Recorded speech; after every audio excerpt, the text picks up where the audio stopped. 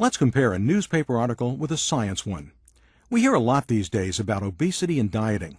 Many people believe that foods high in carbs are to blame. So we'll find a newspaper article first. We've searched LexisNexis newspaper database, and in the Gulf Mercury we find a March 4, 2011 article entitled Low Fat or Low Carb. Experts debate the pros and cons of weight loss strategies. In it, comparisons of these two types of diets are discussed. But two viewpoints are immediately presented. One, a mom of three, thinks that lowering carbs is what you should do.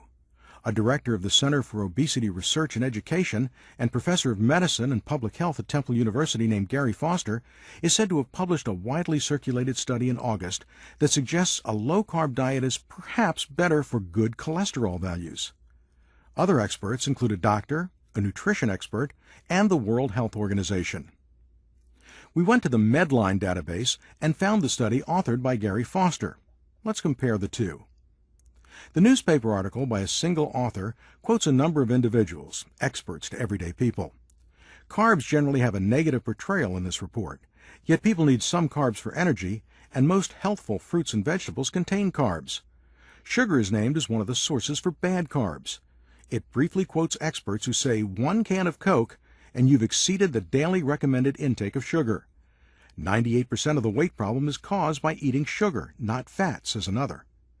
Two famous diets are briefly mentioned, Atkins and Pritikin. A summary of this article might say, I want to lose weight, but it's not fats that probably make me obese, it's carbs. Now we look at the study by Foster from Temple. The first thing that strikes us is the title. A trial is mentioned, along with words like randomized and outcomes. The science aspect of this article is obvious. The name of the journal, the number of authors, and the subject terms are instant clues that this article is scholarly and focused. Further review of the article and we see the scientific method. A hypothesis, test of the hypothesis, then results. The article also reviews prior research. It states that previous studies on diets did not consider behavioral treatment. It has a list of references it consulted.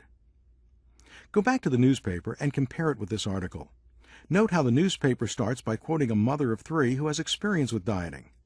After quoting a scientist, it proceeds to discuss the pros and cons of low-fat versus low-carb intake and dieting.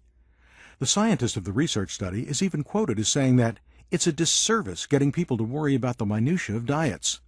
It ends by suggesting lifestyle changes, and if you review the scientific article, it says much the same thing, but its conclusion is drawn upon the results of its own scientific study.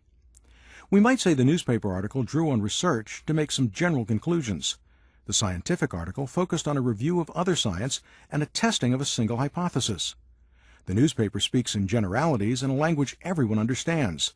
The scientific article addresses a problem and provides evidence for a solution. After reading the two articles, ask yourself this. Would the mom quoted in the beginning be doing the right thing if she tries a low-carb diet?